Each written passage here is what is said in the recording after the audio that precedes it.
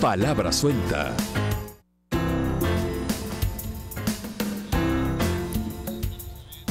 ¿Qué tal? Buenas noches, bienvenidas, bienvenidos. Palabra Suelta con usted, aquí por la televisión pública de nuestro país, Ecuador TV. Este día, miércoles 8 de agosto de 2018, grabamos poquitos momentos antes de la emisión o la salida al aire del programa. Este mismo miércoles lo estamos grabando el programa. Así que tenemos la información suficiente de los acontecimientos hasta esta hora, hasta este día miércoles.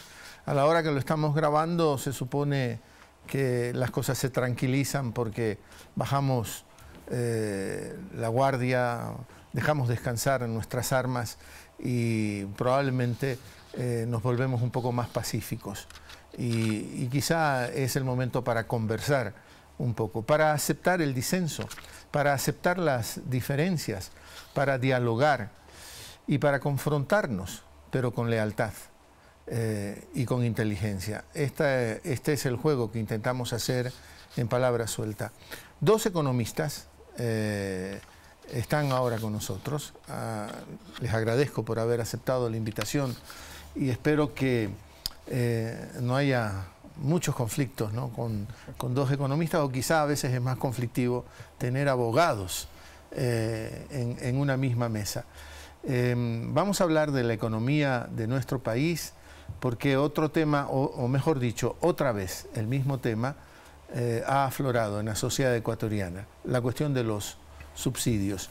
Los economistas son, los presento inmediatamente, Carlos de la Torre, hasta hace relativamente poco tiempo, el ministro de Finanzas del actual gobierno, y también Wilson Araque, economista, Carlos de la Universidad Católica, Wilson de la Universidad Central, pero Landina. Ya. Pero tu título, ¿dónde lo obtuviste? En la Central. En la Central, sí. A eso me refería. Vinculado hoy a Landina, por supuesto que sí. Pero no solo son economistas, han hecho un montón de otros estudios, otras carreras. Pero la economía es la ciencia que más los ocupa y más los atrae. Bienvenidos, reitero el agradecimiento por estar aquí. Decía Carlos que por la hora en que estamos grabando el programa es de noche, lo grabamos poquito tiempo antes de salir al aire. Estamos enterados de, solo le dedicamos poquito tiempo a ese tema, si me lo permites, de la, otra vez, aflora este tema del juicio político a ti, hoy día, cuando se suponía que esta cuestión había sido ya dejada a un lado, y hoy se vuelve a reactivar el juicio político contra ti. ¿Cómo lo recibes? Bueno, ahí primeramente dos incógnitas. La primera, que ya se había archivado el 26 de julio, y ahora que se reactiva la segunda incógnita. ¿Qué sentido tiene un juicio político a un exministro cuando aún con la censura no hay implicaciones jurídicas? Es decir, es político. Entonces ahí viene la pregunta, ¿qué intereses políticos están detrás de un exministro? Porque más bien cuando es un ministro en funciones, ahí se podría entender en la medida de que una censura derivaría en su destitución, pero con un exministro ya no existe esa posibilidad, entonces queda esa inquietud. ¿Por qué un juicio político a un exministro? Supuestamente por haber desviado fondos para la reconstrucción de las provincias afectadas con el terremoto de abril de 2016. Esa es supuestamente la argumentación. Bueno, ese es el argumento. En su momento se aclaró que era un mecanismo totalmente técnico, amparado por la ley. Tan es así que hubo el examen especial que hizo la Contraloría y ya está publicado inclusive en la página web de esta entidad el informe respectivo en el cual no hay observaciones. Así que curiosamente con una manifestación en ese sentido, con un examen muy riguroso que hizo la Contraloría y sin que existan observaciones, se plantea el juicio político. De todas maneras tendrás que dedicar tiempo a eso y desde esa perspectiva es una ocupación adicional a todo lo que haces, me imagino, durante el día, es una perturbación. Así es recursos no solo míos, y yo también tengo la preocupación de que son recursos del país. ¿Por qué? Porque la Asamblea tendrá que destinar también muchas horas de trabajo de asambleístas para poder desarrollar todo este proceso, y que ya sabemos que en definitiva no va a tener mayor consecuencia. Cuando conversamos inicialmente armando este programa, el tema era los subsidios, por eso dejamos atrás el tema del juicio político. Si hay otra oportunidad hablaremos más extensamente de eso. Los subsidios. Ustedes son economistas, en economía también hay muchos momentos para reflexionar hasta desde la filosofía. ¿Por qué existe la economía? ¿Para qué la economía? Entonces, si hay esa posibilidad desde el principio para reflexionar sobre esta ciencia política que es la economía, ¿qué son los subsidios? A priori yo sostengo, Carlos Wilson, que ya están lo suficientemente estigmatizados y malamente estigmatizados el concepto del subsidio. Entonces, volver a hablar del subsidio es como traer un tema que nos asusta en la sociedad ecuatoriana. ¿Qué son los subsidios, Carlos? Bueno, justamente genera esa preocupación o a veces esos estigmas cuando se habla de subsidios, porque no se entiende que los subsidios son una herramienta macroeconómica muy importante, que tienen dos objetivos generales. Un primero, que es favorecer a grupos que pueden ser vulnerables al abaratarles el acceso a bienes y servicios de consumo final. Pero por el otro lado, los subsidios también pueden ser herramientas macroeconómicas que pueden ser utilizadas para impulso productivo, para sostenimiento de competitividad, que sería el caso del Ecuador, etcétera. ¿Por qué? Porque alteran los precios reales que podrían tener bienes y servicios, y si esta alteración puede cumplir un objetivo macroeconómico cuyo beneficio es mayor que el costo evidente que tiene para un Estado el subsidio, es una herramienta importante y que se la considera muchas veces para su aplicación. La misma definición te pediría a ti, Wilson. ¿Qué son los subsidios para ti? Mira, Javier, efectivamente los subsidios han sido vistos como algo que no es bueno para la economía de un país. Pero yo creo que Carlos lo acaba ya de señalar. Efectivamente son instrumentos a través de los cuales, por ejemplo, se puede ayudar a determinados sectores vulnerables, o en el campo productivo, por ejemplo, se puede ayudar a que emprendedores o pequeñas empresas que están recién naciendo, que están queriendo despegar, se les pueda dar como un empujón inicial.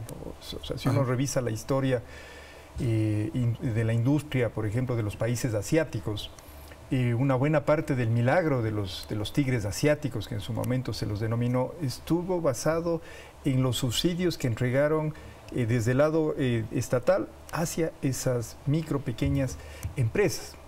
Pero ahora, lo que sí debemos señalar es que lamentablemente en nuestros países el problema de los subsidios es que no fueron bien diseñados. Y ahí viene esta situación de que se lo empieza a estigmatizar como algo malo, ¿no? Hay un autor que se llama Jonathan Murdoch. Tuve la oportunidad de compartir con él una publicación de la OIT, la Organización Internacional del Trabajo. ¿Y Murdoch de dónde es? Él es un profesor norteamericano.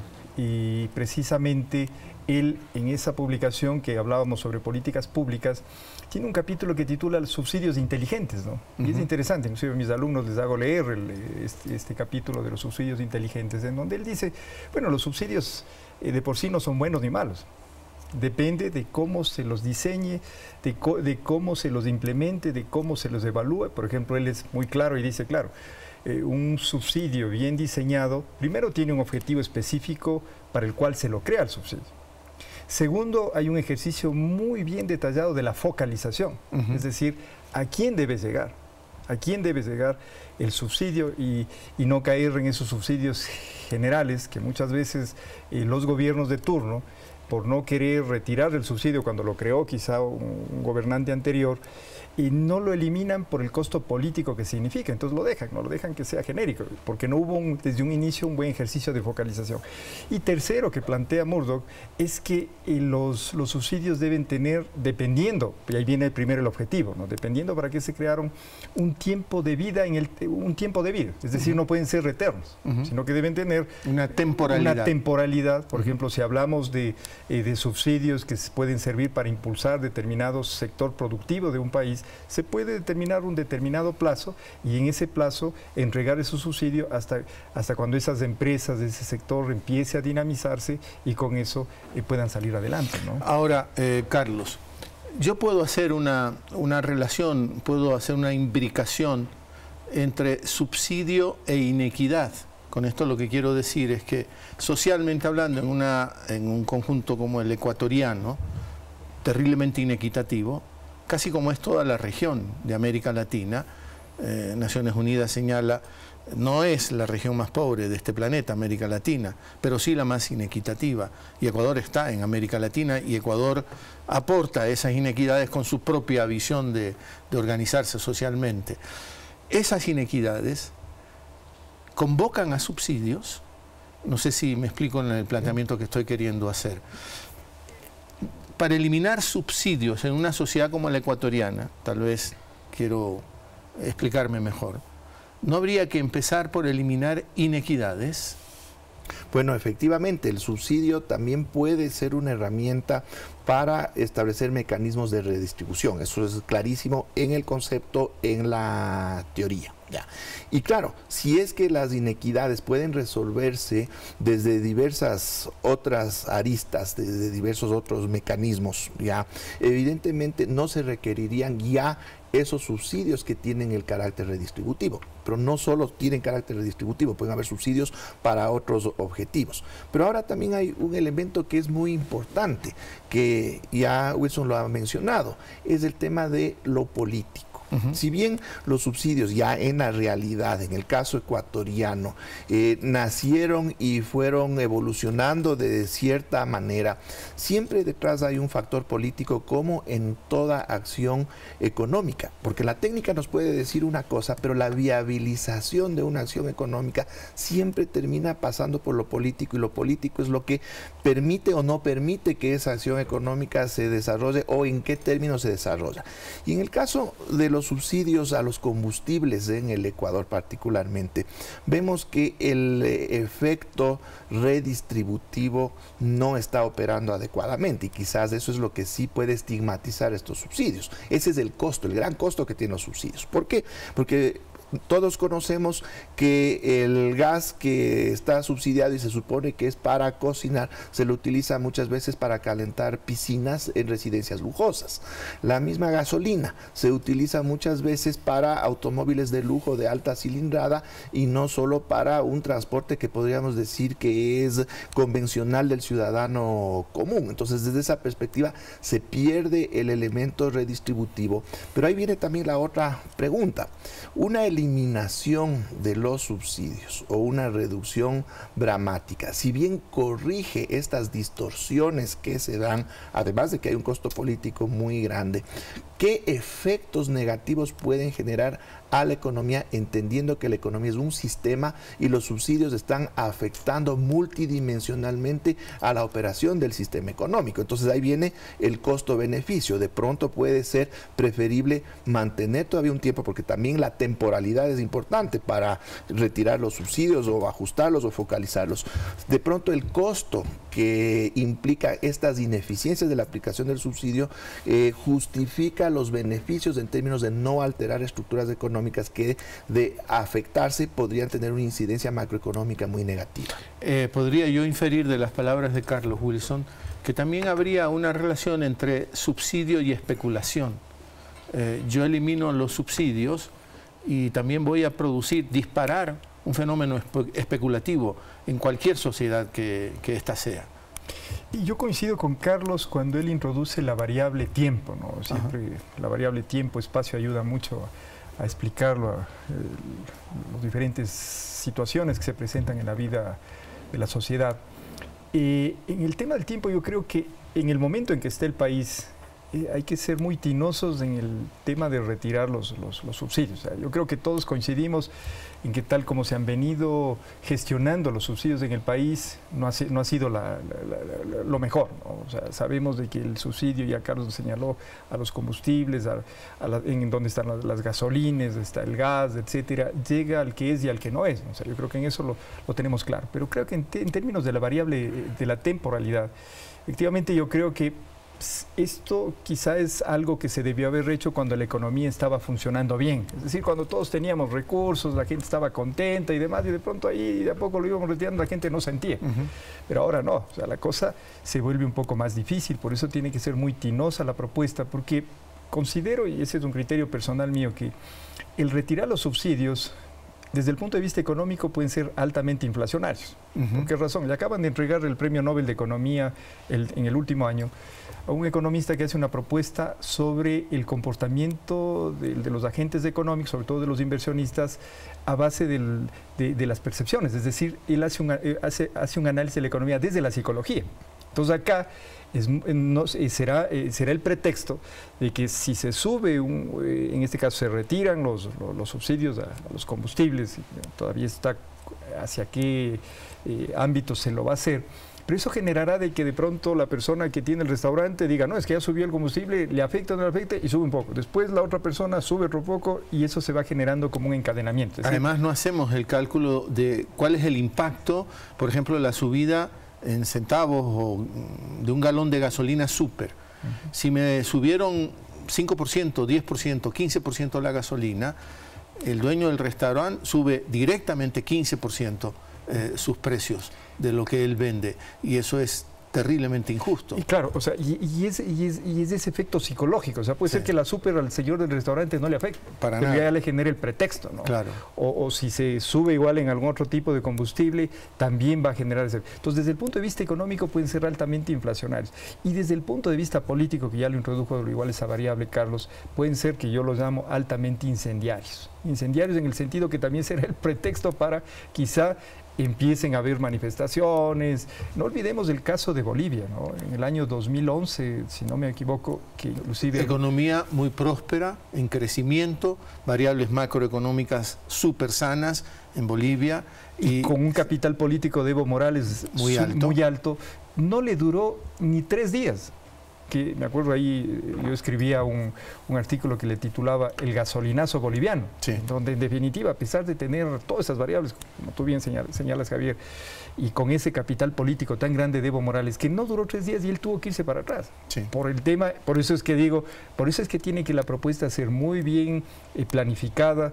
Creo que el tema de la focalización, porque yo sé que ahorita hay urgencias en el tema de cómo vamos generando recursos para financiar el presupuesto estatal, pero yo creo que para de alguna manera que la población un poco vaya entendiendo qué es lo que se está queriendo hacer con esta propuesta, el tema de la focalización. Ahora, el tema de la focalización no se lo hace de un día para el otro, porque es un estudio en donde se requiere indicadores, se requiere en donde en definitiva se logre tener esa información para saber a quién efectivamente se lo puede entregar el subsidio. Y yo creo que a nivel de América Latina, un país que, y se lo debería analizar, que de alguna manera considero a nivel de América Latina mejor, quizá no es lo perfecto, pero sí lo han gestionado, es Chile, ¿no? Chile de alguna manera, pero claro, es todo un proceso de estudios, de investigaciones para al final llegar a decir cuál debería ser ese proceso de focalización, pero eso requiere de tiempo, ¿no? Ahora, Carlos, si es así, ¿qué presiona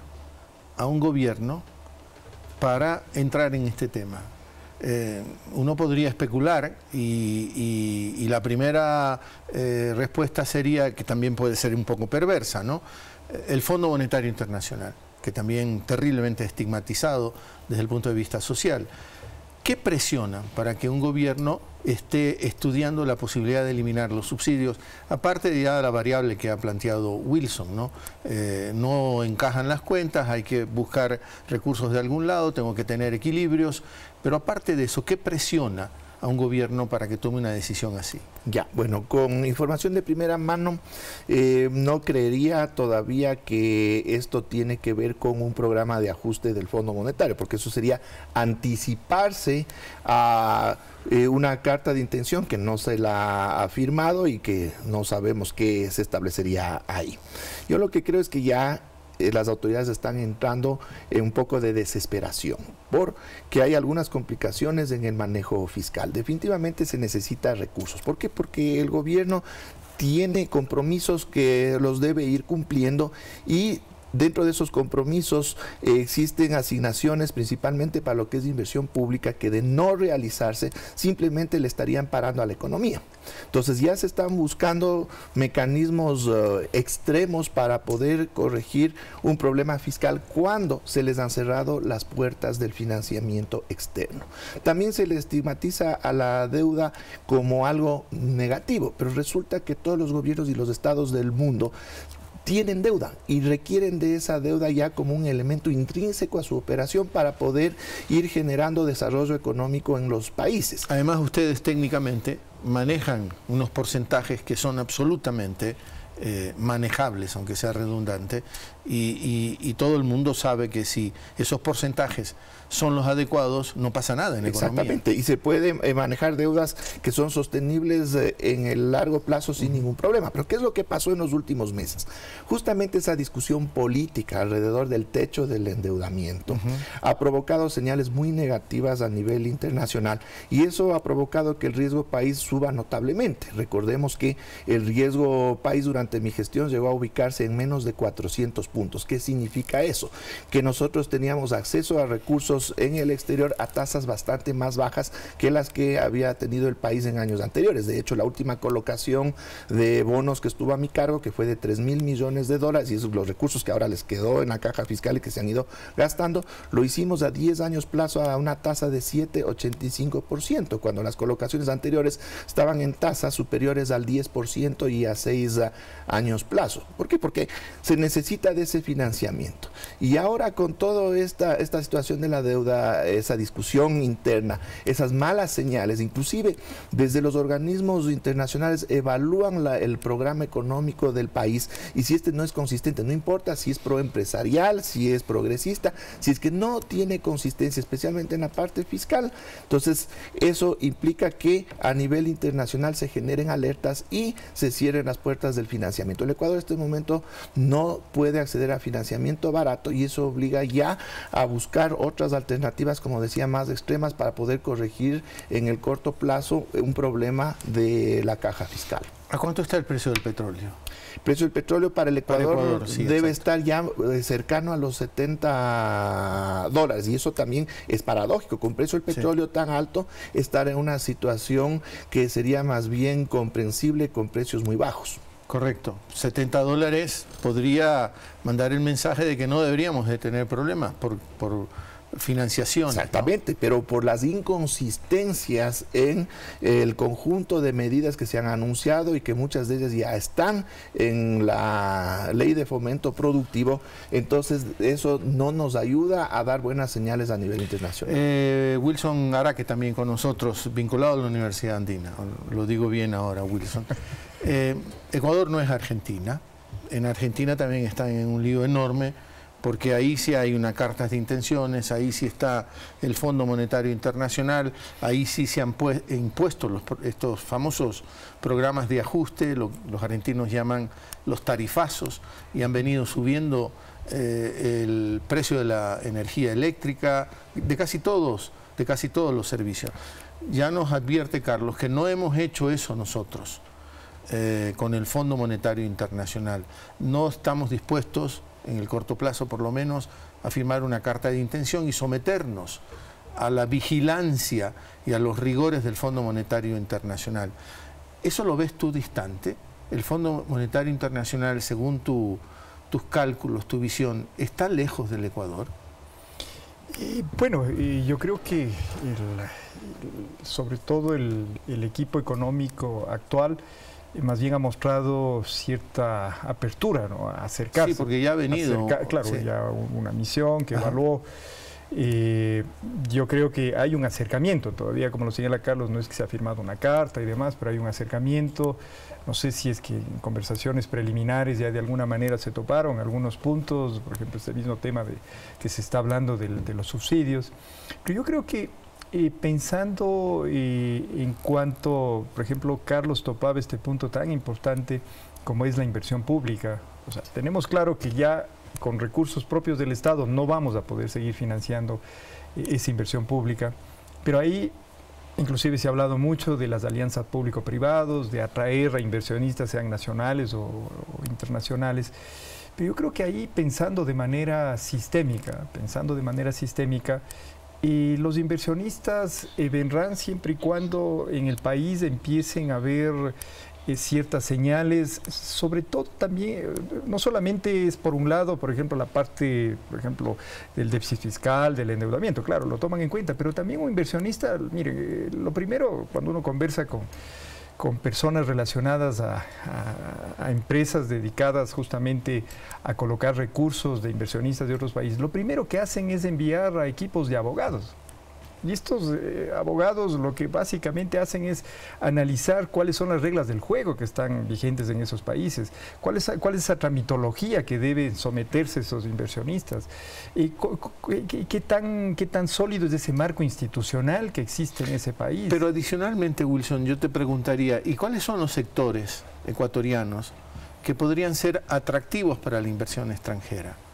¿Qué podríamos ofrecerle a la inversión extranjera para que vengan e inviertan en el Ecuador? Que no sean, por ejemplo, las telecomunicaciones, que puede ser muy atractivo, eso es público. Entonces ahí tal vez se puede enviar el mensaje de que vamos a privatizar CNT de vuelta. No sé si cabe hacer esa reflexión. Claro, yo creo que ahí, por ejemplo, en el tema de lo estatal, yo creo que el patrimonio estatal y que al final es de todos los ecuatorianos se debería mantener. Quizá ahí de pronto se podría manejar una figura como una especie de concesión, en donde alguien que de alguna manera con cierta experiencia lo administre. Algo ya lo hizo el gobierno anterior, por ejemplo, con el Banco del Pacífico, ¿no? Donde al final sacaron adelante ese banco, en donde se puso una administración privada y las cosas salieron adelante. Pero yo creo que pensando no solamente en estos sectores, por ejemplo, se habló de las telecomunicaciones, por ejemplo, de los correos, yo creo que va más allá, ¿no? Por ejemplo, si hablamos de realmente atraer inversión productiva, pero inversión productiva no esa inversión que es, como comúnmente se los denomina los capitales golondrinas, ¿no? Claro. Que vienen, están un momento y luego se van. Especulativos. Pero yo creo que pensando en la transformación productiva del país, debemos ser claros, el ahorro nacional es insuficiente para poder garantizar esa inversión que se requiere para dinamizar. Por ejemplo, ¿no? Un sector que permanentemente se ha hablado y que el país, creo que todos lo tenemos claro, que tiene un potencial gigante, es el sector turístico. ¿Sí? Entonces, por ejemplo, el sector turístico ese es un ámbito en donde efectivamente se podría atraer, ¿no? Se podría atraer esa inversión, y esa inversión que sobre todo genere fuentes de trabajo, ¿no? Porque ese es el otro gran, digamos, la gran preocupación de la gente, ¿no? O sea, si uno va a la calle, la gente, más que hablar de los subsidios, más que hablar de las cortes, más que hablar del marco institucional, lo que está diciendo es, bueno, yo necesito una fuente de trabajo para mí o para mis hijos, ¿no? Y al final... Pero yo pienso, Wilson, que en el sector turístico nosotros como sociedad, como país, tendremos que profundizar incluso en las inversiones en educación, por decir algo. Porque para ser potentes en el turismo tenemos que cambiar de actitud como sociedad entera. Y eso es un factor no solo, no quiero decir cultural, porque sería de más largo plazo, pero sí es un factor educativo. Por ejemplo, yo creo que ahí... pensando por ejemplo, lo que está haciendo el actual gobierno, por ejemplo, de empezar a estimular todo lo que tiene que ver con educación técnica y tecnológica. Ese puede ser un buen espacio, porque realmente en los países, para que funcionen los países, no solamente se necesitan de ingenieros, de doctores, de PhD, se necesita precisamente de esos técnicos, de esos tecnólogos que pongan a funcionar los diferentes sectores de actividad económica en los países. Por ejemplo, aquí es muy conocido un caso de una de estas grandes empresas a nivel mundial que luego terminó ubicándose en Costa Rica, el caso de Intel. En algún momento Intel estuvo medio sondeando ubicarse acá en Ecuador. y al final no se asentó en Ecuador y se fue a Costa Rica. Bueno, ahora ya no está en Costa Rica, pero dejó montado todo un centro de investigaciones y estuvo un buen tiempo ahí. La fabricante esta de los chips y demás, que en todos los teléfonos celulares, computadoras... Super tecnología. Está ahí algún componente de Intel. Pero, por ejemplo, Intel algún rato evaluó la posibilidad acá. Pero uno de los factores que incidió para que ellos se vayan es justamente lo que tú decías, Javier, el tema de educación. Pero el tema de educación en el sentido de tener obreros calificados, de tener esos supervisores ahí calificados, o sea, no solamente ingenieros en sistemas, porque el Ecuador tiene muy buenos ingenieros en sistemas, las universidades hacen un buen trabajo, pero nos hace falta formar esas personas que son las que ponen a operar las empresas, y ahí era un déficit, y por esa razón se fueron a Costa Rica. En cambio, en Costa Rica, por ejemplo, en el ámbito, por ejemplo, de informática, no solamente forman ingenieros, sino que forman también técnicos, forman tecnólogos. Por ejemplo, el caso de Costa Rica, también el tema de turismo. Por ejemplo, las mejores universidades en el campo de turismo a nivel de turismo están ubicados en Costa Rica, pero no solamente igual forman a los profesionales de alto nivel, sino que también forman obreros, forman técnicos, forman tecnólogos, de ahí. Algo que siempre también hemos repetido en el país no es urgente, sino es una deuda que está por mucho tiempo, el generar lo que se denominan programas de certificación laboral por rama industrial, ¿no es cierto? Es decir, por ejemplo, si necesitamos especialistas en el campo metal mecánico, que hayan instituciones que formen esos. Si se requiere en la confección textil, si se requiere una en el tema especialización, como lo acabas de decir. Sí, y entonces eso va a ayudar precisamente a esa real transformación productiva que genere fuentes de trabajo, ¿no? Carlos de la Torre, Wilson Araque, dos economistas aquí en Palabra Suelta, tema subsidios, pero también otros de la economía y de la sociedad ecuatoriana. Hacemos la única pausa y regresamos ya con ellos.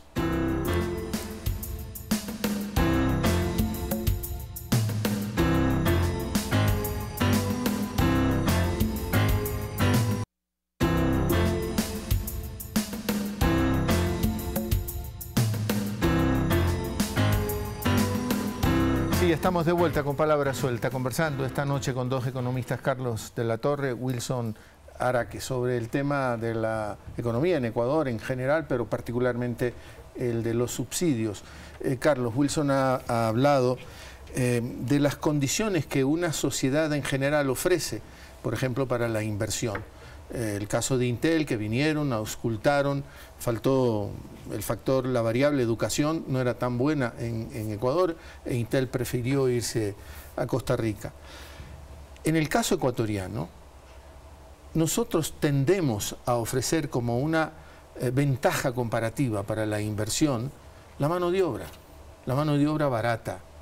Eso a largo plazo puede ser un boomerang para una sociedad como la ecuatoriana, ¿te parece?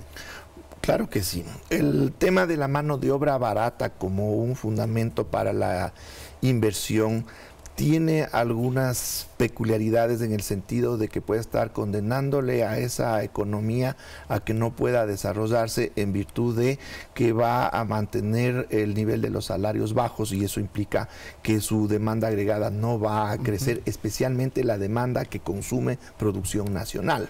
Entonces ahí viene también otra reflexión en el sentido de que muchas veces a la inversión extranjera se le utiliza como un lugar común para decir que esa salva de todos los problemas económicos a los países como el nuestro, pero hay que entender que hay varios elementos, ya Wilson ha comentado algunos muy importantes, que son de carácter estructural, que son determinantes en que venga o no venga la inversión extranjera a un país. Pero primero hay que tener en cuenta que toda inversión local o extranjera siempre saca más recursos de los que pone, por obvios motivos. Si no, los inversionistas no harían la inversión si es que no van a recuperar, exactamente, claro, si no recuperan el capital más un rendimiento sobre el capital. Pero entonces, ¿cuándo es buena la inversión y la inversión extranjera?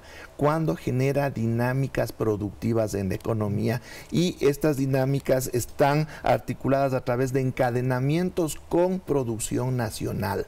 Entonces ahí viene una diferencia sustancial frente a inversiones que inclusive existen en el Ecuador. Quizás buena parte de la inversión extranjera no es de la mejor porque está atada a actividades extractivistas. inversionistas que no tienen encadenamientos, por ejemplo, la extracción de petróleo. No dinamiza toda la economía. No dinamiza toda la economía y al país le deja recursos, pero a título de regalías o genera actividades económicas muy pequeñitas. Entonces, desde esa perspectiva, los países tienen que identificar qué sectores son los que pueden generar estas dinámicas si es que reciben inversión extranjera. Ahora viene otro factor estructural importante.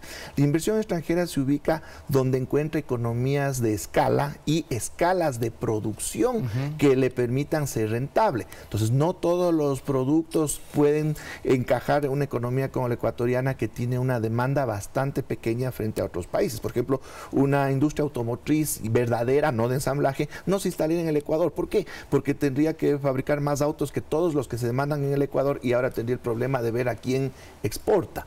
Pero hay otras producciones que por sus escalas pueden ser absorbidas por economías del tamaño de la ecuatoriana, y ahí se puede identificar sectores como el agroalimentario. Ahí hay un potencial importantísimo para el Ecuador que se lo puede potenciar, el mismo turismo. Pero también los inversionistas buscan que existan condiciones apropiadas para la producción, es decir, una infraestructura que les permita desarrollar sus actividades. Pero ahí tú que fuiste ministro, buscan condiciones apropiadas para la inversión, la infraestructura.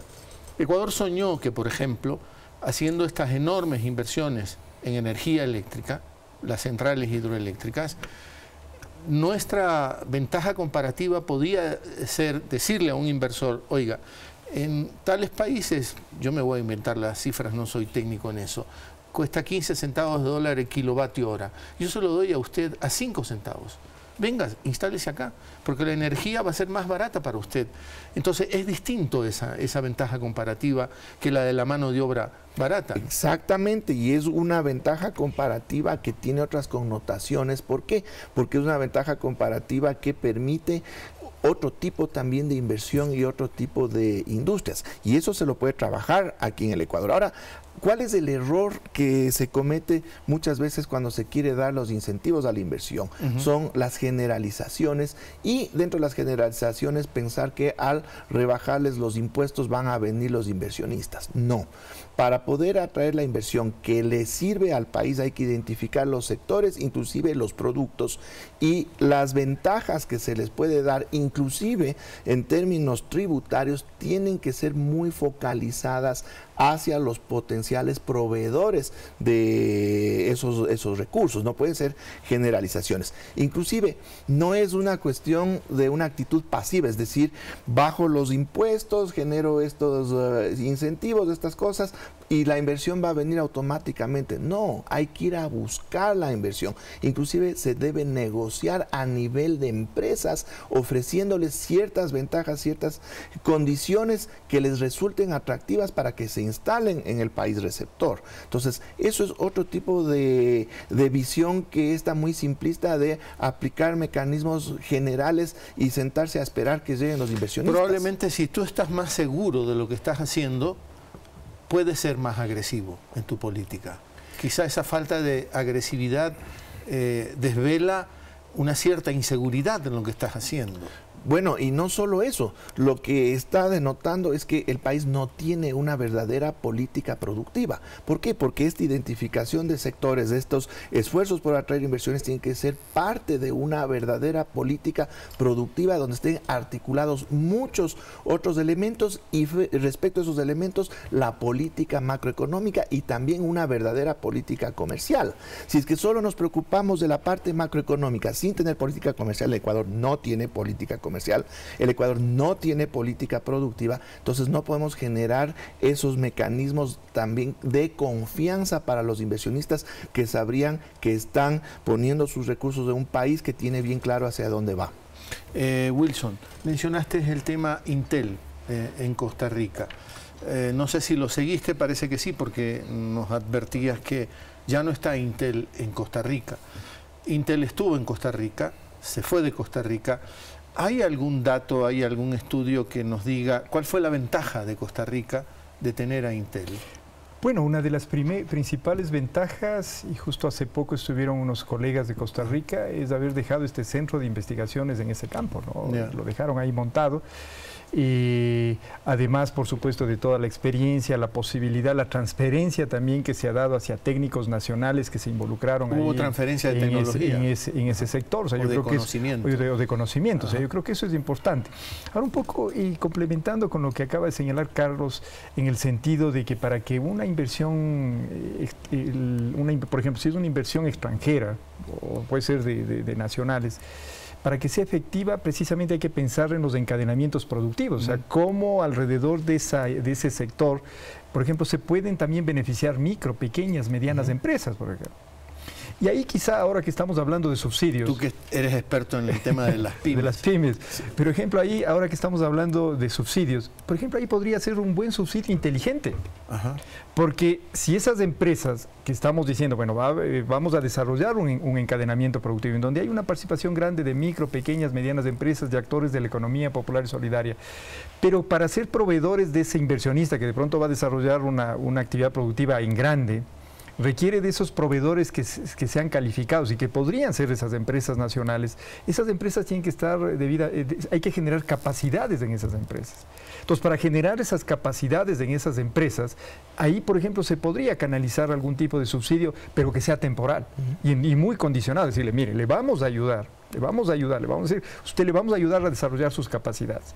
Y con esas capacidades usted puede aprovechar las oportunidades, como muy bien lo plantea Amartya Sen, ¿no? Cuando debate todo el tema de capacidades y oportunidades. Dice, claro, uno si tiene capacidades puede aprovechar las oportunidades. El famoso financista de los sectores populares, más bien, ¿no? Claro, bueno, ahí era Yunus, ¿no? Mohamed Yunus, cuando él habla, en cambio, del tema del financiamiento, de cómo se le puede entregar a esos pequeños productores para que desarrollen capacidades y en función de eso mejore su situación. Entonces yo creo que, por ejemplo, ahí podría ser un buen ejercicio en donde, ahí, por ejemplo, un subsidio para ese fin temporal, bien diseñado, podría ser un subsidio inteligente, en donde efectivamente ayudaríamos a desarrollar a esas pequeñas empresas. Por ejemplo, hay un caso de una aerolínea grande latinoamericana y que un día tuve la oportunidad de ver un producto que ellos lo utilizaban en todos los viajes a nivel global. LAN, exactamente. No, LAN. Y me llamó la atención que el momento en que entregaban como estos sachets de mantequillas, tarrinitas, como se dice, de mantequillas, primero eran hechos en Chile, o sea, hecho en Chile, ¿no? Y además de estar hecho en Chile, decía, eran elaborados por una cooperativa de pequeños productores. En cambio que aquí he visto casos, no voy a dar el nombre como dicen las abuelitas, si vas a hablar mal, mejor no lo menciones. De una cadena grande de hoteles que está sentada acá. Cuando uno va a consumir ahí, le entregan o sea, al estilo de LAN, pero ahí le entregan unos sachets de mantequilla hechos en Europa, hechos en Dinamarca exactamente. Como yo siempre digo, eso es un chirlazo a la producción nacional, porque aquí tenemos una excelente leche, productores, por ejemplo, y hay muchas asociaciones, cooperativas de pequeños productores que podrían desarrollar Pero eso también es indolencia, ¿no? Podría ser indolencia, no responder al contexto en el que estás Exacto, moviendo. Y ahí se podría desarrollar, porque es pensar en el encadenamiento. O sea, por ejemplo, si yo puedo tener a la mano a alguien que me abastezca de buena calidad y además al estar tan cerca, inclusive el costo sería menor, ¿por qué no puedo? Pero yo creo que ahí precisamente, ahí debería entrar el Estado, por ejemplo, con política, y ahí viene, también lo dijo Carlos, o sea, con una buena política pública vinculada al tema de producción, de comercialización, en donde ayude justamente a eliminar más que a eliminar, a corregir esas distorsiones que se van presentando en el sistema productivo del país. O sea, ¿Y no te parece que abandonamos un discurso que al calor de las inversiones en infraestructura, que también se decía, nos estábamos embarcando e íbamos a seguir sosteniendo, empezamos a hablar de la competitividad sistémica en el Ecuador? Yo tengo la sensación de que hemos abandonado ese discurso. ¿A ti qué te parece? Yo creo que sobre esa propuesta, ¿no es cierto?, de cómo lograr precisamente un mejoramiento competitivo de manera sistémica en el país, yo creo que las variables están ahí, o sea, lo tenemos. Como yo siempre digo, el tener un Ecuador mejor es totalmente posible. Claro. Es totalmente posible. O sea, si empezamos a hacer un análisis, por ejemplo, el Ecuador tiene flora, tiene fauna, tiene cultura, tiene paisaje. Ahora tenemos infraestructura que independientemente de porque ahora uno empieza a escuchar las noticias de cómo se construyó, de si hubo sobreprecio y demás. Esa era la justicia la encargada de determinar qué pasó. Pero la infraestructura está ahí, o sea, no vamos a poner una bomba en una carretera que está funcionando bien o en un aeropuerto, sino más bien es, por ejemplo... una central hidroeléctrica. Claro, o sea, por ejemplo, lo interesante, por ejemplo, cuando uno viaja hacia el norte, yo viajo mucho hacia el norte, y cuando uno ve la carretera, efectivamente está en muy buenas condiciones. Pero qué interesante sería, por ejemplo, que esa infraestructura se vuelva productiva, ¿no? Que esté llena de camiones, de containers, transportándose, yendo a los puertos, aeropuertos, o que esté llena de buses, transportando turistas, porque hemos desarrollado esa actividad. O sea, tenemos infraestructura. Están retornando la gente que fue becada a universidades de primer nivel. 30.000 becados. Sí, y ahí el gobierno anterior invirtió cerca de $600 millones, me parece. Yo mismo en la universidad he recibido a 4 o 5 estudiantes que han regresado, que lograron una beca, y un poco retornan y dicen, más o menos, ahora ayúdeme a dónde puedo encontrar un trabajo. Cuando a la larga, y conversaba con uno de ellos, él venía formado en una universidad de Inglaterra de gran nivel, venía haciendo era una maestría en algo de ciudades inteligentes y desarrollo urbano, pero eran en cosas de vanguardia, ¿no? Entonces, pero qué interesante, o sea, por ejemplo, recoger ese talento humano que está. Por eso yo digo, el país es totalmente viable, o sea, tenemos ahí los recursos que podemos lograr, y ahí precisamente, o sea, tenemos los elementos para lograr lo que tú decías, de esa competitividad, o sea, porque cuando hablamos de competitividad, la competitividad es generar capacidades. Entre más capacidades se ha generado en una empresa, en un sector, en un país, decimos que es más competitivo. Y esas capacidades dependen de todo esto que estamos analizando. Por eso digo, un Ecuador mejor es totalmente viable, ¿no? Carlos, Wilson ha traído ese tema y a mí me tocó aquí mismo en Palabra Suelta conversar con un empresario. Y el empresario también recuperó ese discurso, es decir, la enorme inversión que se hizo en el gobierno pasado era nada más para justificar el gran atraco. Es decir, mientras más alta la inversión, más podías atracar. Hidroeléctricas, multipropósitos, carreteras, inversión en educación. Eso es como un discurso muy contradictorio, porque ya nos pasó pues en el tema de la discusión del límite de endeudamiento. Por discutir eso internamente nos hicimos mucho daño externamente. ¿No te parece que puede pasar exactamente lo mismo? Sí, efectivamente. ¿Por qué? Porque se está dejando de lado, se está olvidando todo lo que ya está ahí físicamente y no se le está potenciando, no se está avanzando ese siguiente paso que se tiene que dar. Por ejemplo, con lo de las hidroeléctricas, ya está resuelto el tema de la generación, pero todavía hay que avanzar en lo que es el traslado de la energía y la distribución. Entonces, se supone que el presidente Moreno, en reunión con Piñera, a propósito de la asunción o la posesión del presidente de Colombia, hablaron, concretaron. Ecuador siempre tuvo en la mira venderle energía eléctrica a Chile. Tenemos que pedirle permiso a Perú, pero le podemos vender energía eléctrica a Chile. Exactamente, pero para eso hay que construir las líneas de transmisión para poder trasladar toda esa energía que puede generar nuestros proyectos hidroeléctricos. También hay el tema de distribución. ¿Qué es lo que sucede? La distribución muchas veces está a cargo de los gobiernos autónomos descentralizados, que son los dueños de las empresas de distribución. Y desde el gobierno anterior ya se generó un proceso para irles comprando las empresas de distribución para que se pueda unificar todo el esquema y ahí sí poder proveer de energía más barata, pero eso se ha quedado en el camino y es en lo que se tiene que avanzar para potenciar lo que ya tenemos desarrollado. ¿Qué pasa con el tema de la vialidad? Todavía hay mucho por hacer, especialmente en el sur del país, pero ahora con la situación fiscal, si no se da mantenimiento a las vías, hay que avanzar también en estas otras opciones como las alianzas público-privadas, pero eso toma tiempo. Pero hay que, exactamente, pero hay que ir haciendo lo que se tiene que hacer y ahí es donde yo veo que quizás no estamos a la velocidad correcta y se puede olvidar o dejar atrás todo en lo que ya se ha avanzado. ¿Qué pasa con los becarios que ya regresan? Eso también nos demuestra que no estamos avanzando a la misma velocidad en los diferentes espacios, es decir, ya llegan con sus títulos universitarios, pero no existe un aparato productivo que pueda asimilar, absorber a ese talento talento humano que ya se ha formado. Entonces nos toca trabajar en el sentido de empujar ciertos sectores, ciertos espacios donde se puedan integrar estos Pero en esa profesionales. absorción de esa capacidad, de esa mano de obra, de ese talento que está regresando al Ecuador, ¿qué parte le corresponde al sector privado? Porque no todo le puedes pedir al Estado. Es decir, ¿dónde está ese sector privado dinámico que sea capaz de empezar a absorber esa ventaja? Porque el que hizo la inversión fue el Estado. Y el Estado le dice a esas personas, no es que tienes que venir a trabajar al sector público, trabaja donde quiera, con tal de que regreses al Ecuador.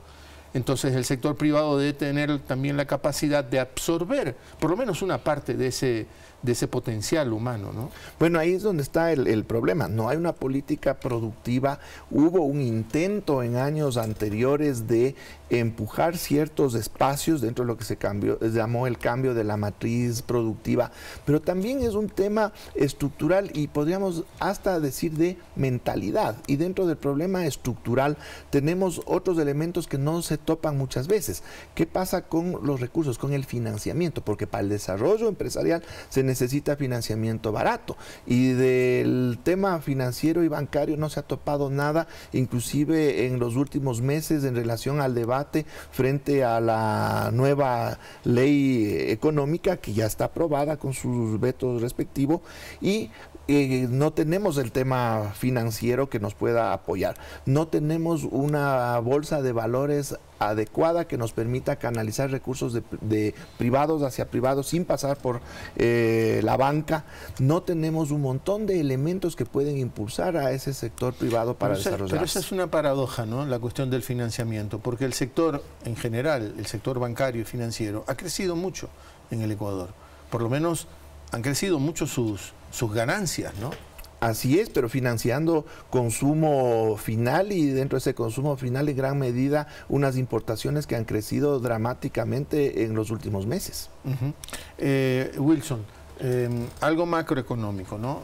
Tengo un dato, es el de Portugal. Portugal también vivió una crisis severa, profunda, comparable a la de Grecia. En 2015, Portugal decidió apartarse del Fondo Monetario Internacional, no seguir el recetario del Fondo Monetario Internacional y hacer de la inversión pública el motor de la recuperación de Portugal. Hoy Portugal, después de 3 años, está creciendo y vive un momento, no de un crecimiento espectacular, pero empieza a atisbar otra vez la prosperidad, a diferencia de Grecia, que fue sometida a un plan mucho más riguroso del Fondo Monetario Internacional. ¿Qué te dice eso? Es interesante la pregunta porque justo el fin de semana, por invitación de una universidad colombiana, me pidieron que revise un artículo elaborado por un grupo de investigadores, no sé de qué país, porque cuando uno es académico le envían como par ciego para que lo revise. Como dijiste, par ciego. Un par ciego, o sea que uno no sabe... Esto es un metalenguaje de ustedes los académicos. Que uno no sabe quién fue el que escribió y lo revisa y da sus puntos de vista. Y justo coincide, era un análisis que hacía de los países PICS. Los países PICS, hay toda una teoría, están Portugal, está Italia, está Irlanda, está Grecia y está España. El S es por España en inglés. Y precisamente ahí hace todo este análisis de qué sucedió con estos países cuando entraron a la eurozona. Y por ejemplo, claro, al final realmente de este grupo de los países PICS, uno de los países que mejor logra salir digamos, de ciertos problemas económicos que tuvo en su momento, porque ellos lograron entrar a la zona cumpliendo los requisitos. Por ejemplo, en la zona euro, por ejemplo, el nivel de endeudamiento, que digamos el techo está en el 60%, y aquí estamos poniendo el 40%, ¿no? Allá es el 60%, o sea, son 20 puntos, casi el 50% más de lo que, o sea, podrían llegar a un nivel de endeudamiento del 60% del Producto Interno Bruto. Inclusive el déficit fiscal ahí hablan de alrededor del 3%, es decir, que estas economías cuando entraron efectivamente lograron cumplir ese requisito inicial, pero luego ya con la posibilidad de acceder a financiamiento más barato que venía sobre todo de Alemania, de Francia, empezaron a inundar su economía un poco y perdieron el control y claro, empezaron a tener indicadores que ya no eran los correctos. Y claro, realmente el país que mejor se muestra recuperación es Irlanda, ¿no? Sí. Es Irlanda, en donde, por ejemplo, ahí lo que se observa es sobre todo incentivos a inversión de fuera, ¿no? Inversión de fuera, ahí comienza a haber incentivos. Claro, en el caso de Portugal, como tú señalas, empieza a haber una recuperación, ¿no es cierto?, desde el lado, en este caso, de la inversión pública. Pero claro, ese es un tema muy vinculado a los recursos que dispone el Estado portugués y que claro, ahí en este caso, y ahí coincidimos con Carlos, Portugal de alguna manera empieza también a echar mano del endeudamiento, pero de un endeudamiento más inteligente, ¿no? O sea, porque el endeudamiento de por sí no es malo ni bueno. Lo hemos satanizado, claro, ¿no? O sea, si analizaríamos inclusive los que estamos aquí en este panel, igual echamos mano del endeudamiento para salir adelante, para de pronto comprar un bien y demás. Pero la clave ahí es saber para qué uno se endeuda y luego cómo lo va a pagar, ¿no? Cómo lo va a pagar. Entonces, en el caso, claro, de Portugal, de alguna manera empieza a haber pero ya empieza a haber, se podría decir, una canalización de recursos más inteligente, producto, en algunos casos, que viene del endeudamiento de fuera y cómo eso se va ubicando para darle dinamismo a la economía, ¿no? Se nos va agotando el tiempo y quiero volver al tema de los subsidios, Carlos. Digamos que se fija un nuevo precio para la gasolina super, que conocemos super, se le quita el subsidio a la super. Eso es un poco lo que vamos escuchando, ¿no? Que no van a ser indiscriminadamente todas las gasolinas. Pero si le subo el precio a la super, ¿va a haber un crecimiento de la inflación? ¿Va a haber un impacto en la inflación? No debería haber. En el caso de la gasolina super, ese levantamiento del subsidio sería el que menos efectos tendría de lado y lado. Menos efectos en términos de impactos en la economía, aunque sí va a tener alguno, porque habría un traslado de muchos consumidores de súper a la extra y se incrementaría la demanda de la extra, que tiene subsidio también. Y del lado de... Entonces, ¿qué efecto tiene la recaudación para el Estado? Casi ninguno. Entonces, ahí no hay... Un ejercicio absurdo un poco. Un ejercicio absurdo. Donde está el grueso de los subsidios a los combustibles está en el diésel. Pero el riesgo de eliminar el subsidio al diésel es incrementar los costos de producción vía costos de transporte en una economía que ya tiene problemas de competitividad por estar dolarizada. ¿Tú qué opinas, Wilson? ¿El impacto de todas maneras se va a producir o podemos hacer un ejercicio inútil? Yo creo que igual coincido con Carlos, ¿no? Se habla de que retirar el subsidio de la gasolina super generaría al Estado alrededor de 144 millones de dólares, ¿no? Y si luego habría gente que digamos, dejaría de consumir super y se movería hacia lo que es la extra, inclusive el efecto sería menor. El efecto sería menor. Más bien, mi punto de vista, y es quizá lo que lo dije hace un momento, es el tema psicológico que puede generar.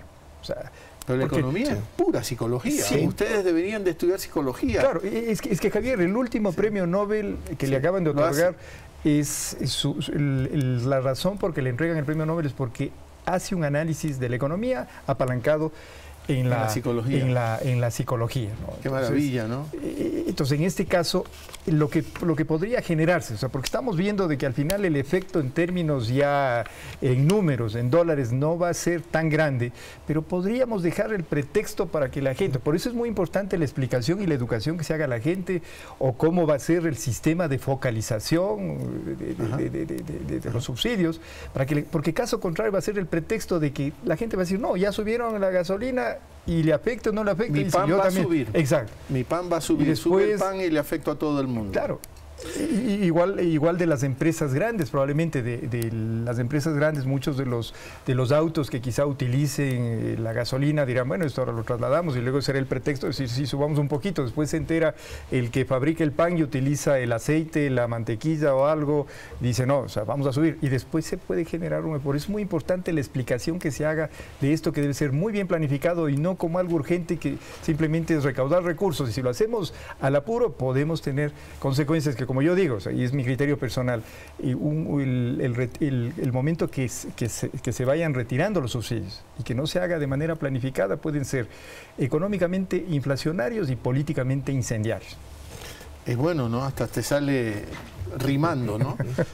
¿Sigues practicando béisbol?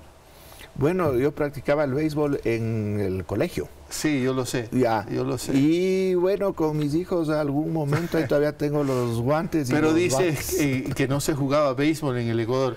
En Guayaquil se jugaba mucho béisbol. Sí. Guayaquil es muy cerca al Caribe y sí, se practicaba mucho béisbol. Y yo cuando leía eso me decía, ¿será que Carlos tiene algún ensayo del béisbol trasladado a la economía? Series que se repiten, cómo puedo hacer más strike, menos bolas, en fin. Bueno, yo diría que a veces nos quieren aplicar unas políticas del bate, pues, para no decir del garrote, ¿no? Agradecerles. Y Javier, y el tema del deporte, en el caso mío, yo practico básquetbol. Hasta ahora igual en la universidad, justo el día de ayer jugábamos un partido.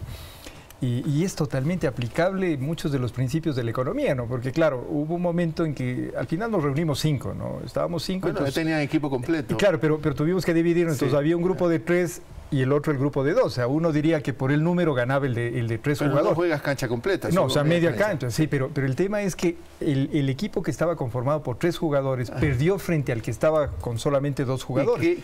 Y ahí nos reíamos, y Carlos, que lo tiene muy claro, se cumplía la famosa teoría de los rendimientos decrecientes, ¿no? En el sentido de que no necesariamente entre más gente pones a trabajar vas a tener un mejor resultado. Se estorban. Se estorban, es decir, no está... Y eso se cumplía, o sea, no necesariamente tú puedes poner más trabajadores y dirías voy a producir más, y no es así. Agradecerles por haber estado aquí con nosotros en Palabra Suelta, hablando un poco de economía. Carlos de la Torre y Wilson Araque, a usted, como siempre, le agradecemos la compañía. Pásela bien.